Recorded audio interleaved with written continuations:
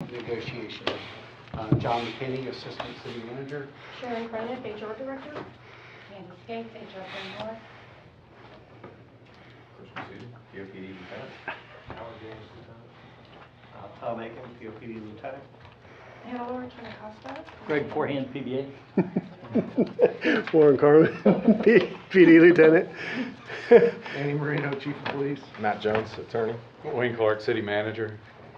Wayne Hillsby, the city's labor attorney. Okay. Morning or afternoon, Warren. At this Afternoon. time, I would like to turn it over to the city manager. All right, I'm a little late in this process. You've been going through this for a while, and so I think it's important that I provide a little bit of context before starting on the specific of the offer. So, and I know at some point in time, this is going to be heard by more than just the 5 of you here. Like, we're specifically related to your contract, but at some point, the rest of the police department and all the other employees are going to hear about the conversation, because I rarely come to these events. They're handled by the negotiating team throughout that. So I think it's important to give a little bit of background. So if you'll bear with me a couple minutes on my view of running the city and the direction that I had from the city council to come back to you. So I've been in local government for about 33 years working in cities, and I view city government as a service organization. We don't make things in the city. We're not building cars, we're not making baseball bats, we're not making food. We provide services. And when you're in a service organization, your success is directly determined by the people that provide that service. As the leader of this organization, if you want to be successful at it, it's highly important, very critical that you provide the people providing the services with a clear mission, clear priorities, the tools to be successful, and competitive wages and benefits. So starting from that, I grew up through the ranks in the development type departments, worked my way up to where I'm at, but I started off where you guys started off the same way too, working through an organization, knowing that I was providing a service. And for me as the manager, that's a critical function to make sure that that is something that we're providing for you. I don't think you can ask people to provide those services and not provide them with those things. So I've been manager for a little under 3 years now, and I think we've made a pretty good bit of progress in that short period of time moving towards that. And that time since I've been here, everybody has more holidays than we started with. We have, the last 2 years, health insurance costs have gone up. The city has eaten that cost of the health insurance so that it didn't take away from the raises that you got going forward. So we want to make sure you got to keep all of that as we were going forward. We've been working on, I know we stumbled a couple times, but when it comes to the hurricane pay, when we bring everybody in during storms, to pay better when you're here, and then we've added this comp time so that when you're here you get additional time after that. So we've made that progress moving forward. There have been a decent number of specialty pay, uniform, and equipment things that have been put out there. It varies depending on what your job is, whether or not you got that benefit, but at least we've been doing those kind of things. We do more employee appreciation events now. I think you can start to see that that success is out there. Where wages were historically, and you guys have all been here a long time, so several of you predate me. My first job here was in 2007. But it's like Port Orange's thing was a 3% raise. And recently we've been pushing that number up, and this year we got 5%, and then the current offer you guys have is a lot higher than that. So we're gradually moving that needle forward on understanding where we need to be with our employees. We're also up to convincing council to do some multi-year contracts. So I know people have different opinions on that with our bargaining units, but it provides some certainty going forward, and it keeps us from being in a negotiation stance all the time, so we can do more work instead of always being in some kind of a bargaining position going forward. So I think the multi-year contracts are of value too. Remember, I know this is about the 5 of you, but I've got 500 people that work here that I'm responsible for.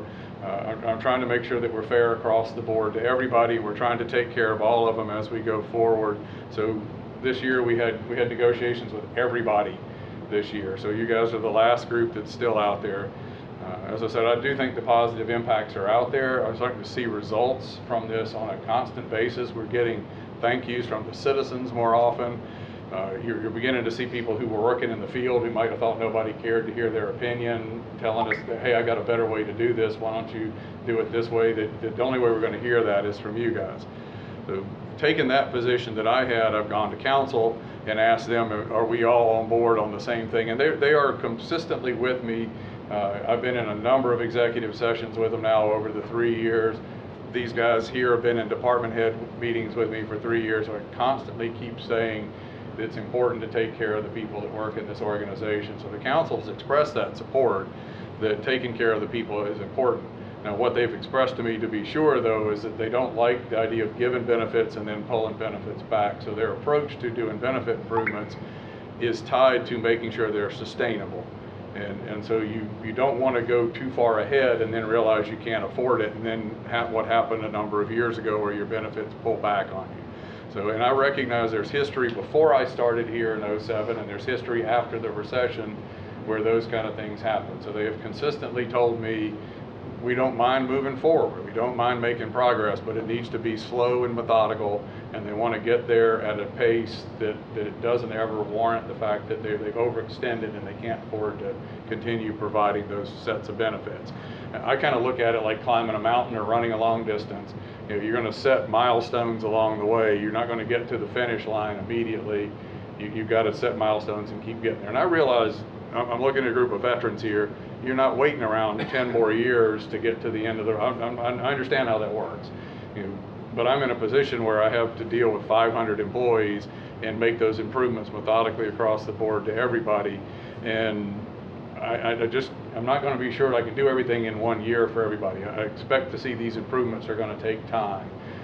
So I get that, and I understand if that's not going to be, it may not be what you want, and you may say, sorry, we don't agree with you. But I'm going to have to do those things in milestone approaches so that I can make sure that we can do this, because we're all sharing the same pot of revenue to do that. And to the council's credit, this current group of people has never been the one that took benefits back from somebody.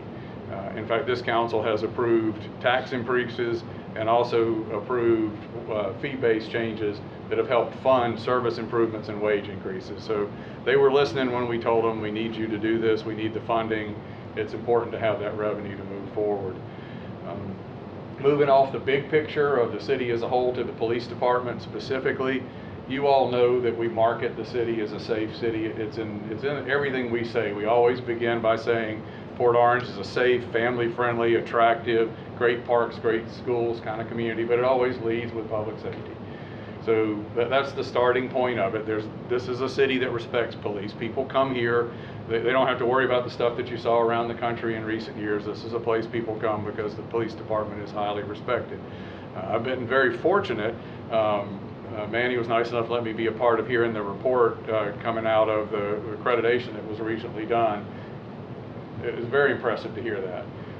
You know, the entire hour and a half or so that he went through what he did, and I think every one of you was in some part of the interview process, and whether or not he was talking about our operational functions, whether it was pursuit, K9, use of force, show of force, whether we were talking about the operational issues of reporting and training and evidence, everything that he went through and talked about indicated a strong department, very well led, very well documented. Not only do you track data, but you take the data and use it to make sure that the policies are being followed. So he went through quite a bit about how we do pursuit and when we break them off, and you know that people take that, turn it in. It's not like it just goes to the accreditation manager and sits in a desk. It comes back and somebody looks at it and moves forward. So it's pretty impressive to hear that. When that goes out public, when the council hears all that, you know, they're going to hear what a solid police department we have. And the lieutenant function is a critical mid-level management function. So you guys sit, and I don't know, you know this, but you know, from my standpoint, you're the ones who have the veteran skill set. So we hire new people to come in, and they're looking to you as the people to teach them how to do their job so that they can go home safely at night. You know, how do we do what we do to keep the city safe? Well, some guys 2 years in isn't going to know what you know about how to be safe in these situations. So from my perspective, your role is critical. Not only are you the leaders to the young people coming in, you're also the next step in the succession plan to work your way to captain and chief. So this is a key level. This is an important part. There's nothing in anything that we're doing here that is a disrespect to the lieutenant level going forward. And I know you're not the huge numbers of people, but that is not relevant to how the positions are handled. It is a very key function in our police department. Moving on from that, so I'm done with all the background stuff. Let me go to the specifics of what you're here for and what you really want to hear. And I want to speak in general terms about the offer because I wasn't here for all those, and so the details and the specifics, if you need that, John, Matt, Sharon, they're all here. to go into the details, but broadly said, you know, the offer that's out on the table to me, it appears to be a very fair offer. I'm a little surprised that you guys wanted to go to impasse. If I'd have known that that was something that was likely, I'd have spent more time with you in the off season when we weren't in negotiations, just to try to understand you. Because I know, you know, I spent some time with IUPA and the others prior to, because I knew that there were some concerns about their relationships with the city. And so before we even got into negotiations, and so I did not think we were at a point where we weren't going to come together on something and bring it forward. So I was a little surprised to see impasse, and that's why I'm here. Council sent me in here when they heard that word and said, go make our position clear, tell them where we stand. So that's really the only reason I was here, because I thought we were getting pretty close to something that was going to work. You know the numbers that are in there, just to make it, the 9% raise approximate that's in there, the highest of all the percentages we have for any of the other bargaining units that we have. We recognize that part of it's in there because we got to make up for the spring raise that the sergeants and the officers got that you did not get. So we put that in there to bring you back to even in that level. The eligibility for drop at 20 years versus 25, I know we're still pending the medical stipend and the COLA on the numbers coming back. So John was telling me he believes by March we'll know what that number is. So we have an actuarial number from you guys or from someone, and we have ours to compare them with council's. Okay, if the number is the same, and I know there's some question is, well, what if the numbers aren't the same? How different are they? I won't know till I see how different they are. I mean, certainly I don't expect it to come back right on the dollar. So I think something comparable is they weren't opposed to it. It was more a matter of let us see the cost. So that's a good positive step moving forward. I had John, and he went through and researched the salary number compared to the region and the state, and it's a fair number. It's in the upper quadrant, upper 25% regionally and statewide for that salary number. I know that was still kind of being hashed out at the time of impasse. It still puts you up in the pretty high level of it. I said earlier, I understand that best and final may not be exactly what you guys wanted, but what council wants us to do is to take methodical steps forward. I think it's a fair movement forward in this cycle. It's not the last cycle, there'll be a new cycle. So we continue to negotiate going forward. I think it's fair where it stands. We're prepared today. We take that offer and put it in front of council on January 9th if you guys want to sign that offer and move forward. If you want to go through impasse, we're prepared to do that too. I'll follow the rules. I know that that's what it is. We'll move it forward. But I think it's important. I've worked with this council for 3 years as the manager and a bunch of years prior to that. They don't do retroactive. They never have. I doubt that they will. Impasse can take some time. I don't see that happening on a retro. And they were very clear in the executive sessions when we were with them that they thought their offer was fair, and I would expect them, based on their history, to stick with that. I can't say for sure, but that would be my impression of what I heard in those meetings. So I know it's not the worst case scenario you might thought I would come in here with, but it's probably also not the best case scenario. That is the offer. Surprised we ended up at impasse. I really thought we were close to getting something that we could do together. But I'm just here to reiterate their desire to continue moving forward, continue getting you in a place where you want to be, but they want to do it in a slow, methodical area. They think they can sustain it over time, and that just really concludes the conversation. Outside of, again, I don't want to just stop on a negative. I do think to go back to, it's an outstanding police department. You do great work. I don't think that there's any disrespect from anybody from that. It's more a matter of how we handle the organization as a whole going forward. Okay, I think if you don't mind, we'll take a pause for a few minutes. We'll go out and talk.